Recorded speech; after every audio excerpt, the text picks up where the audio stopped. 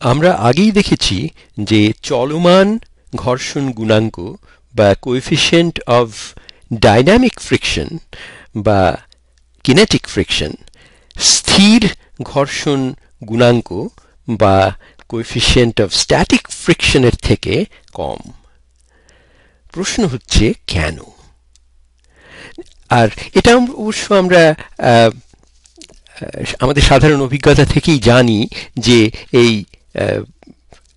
এই ব্যাপারটি সত্যি যে একটা ভারী বাক্সকে, কাঠের বাক্সকে যদি কাঠের মেঝের উপর দিয়ে আমাদের ঠেলে বা টেনে নিয়ে যাওয়ার দরকার পড়ে, তাহলে আমরা দেখেছি যে যখন বাক্সটি স্থির আছে তখন তাকে ঠেলে চালু করতে যে পরিমাণ শক্তির বা বলের প্রয়োজন হয়, সেটি যখন একবার চলতে শুরু করেছে তখন সেই তাকে চালু রাখাটা কিংবা তাকে একটু ত্বরিত করতে যে বলের প্রয়োজন সেটা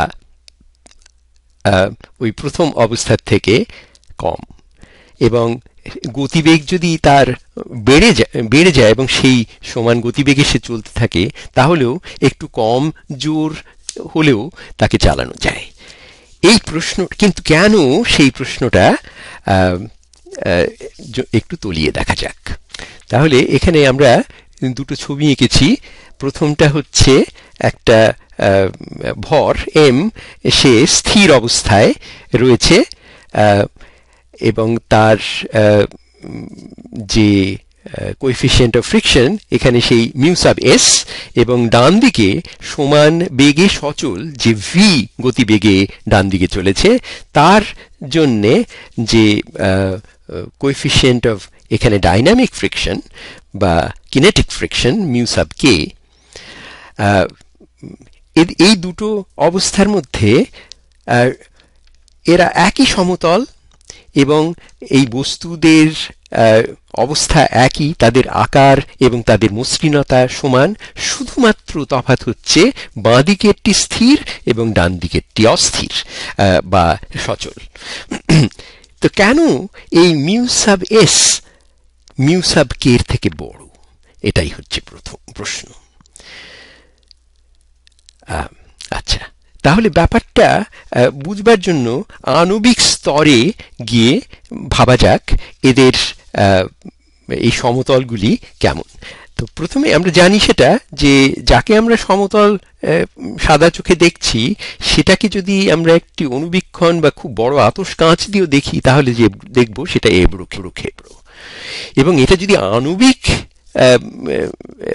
মানে গিয়ে ওদের এই দুটো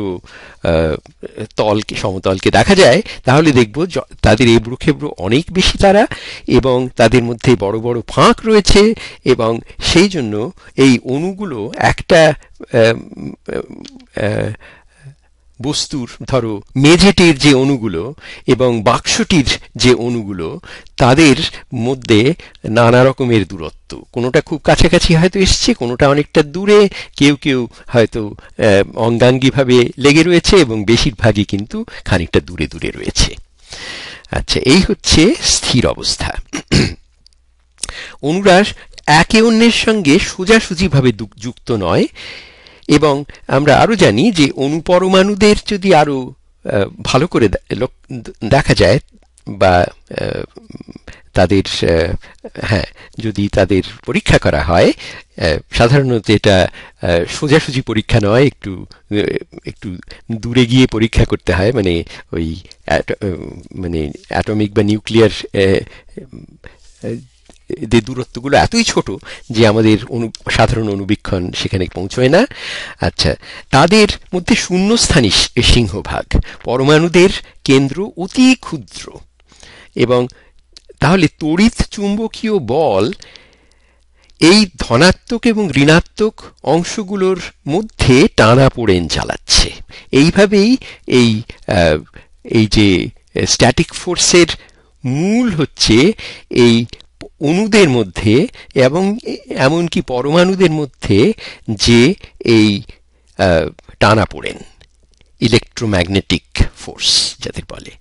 স্থির স্থির অবস্থায় অণুরা সম্ভবত বেশি কাছাকাছি আসতে পারে। এই অবস্থায় তাদের পারস্পরিক যোগটা একটু বেশি, কিন্তু আর এই অবস্থার থেকে একটি অন্যটিকে একে অন্যের কাছ থেকে সরাতে গেলে বেশি বলের প্রয়োজন খুব সম্ভব।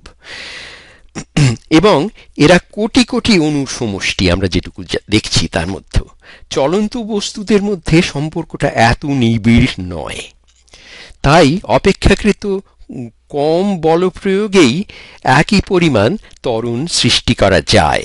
সেটা এমনি সাধারণ ভাবে সেটাই মনে হয় ঠিক, এবং খুব সম্ভব এই জন্যেই mu sub S mu sub K এর থেকে বড়।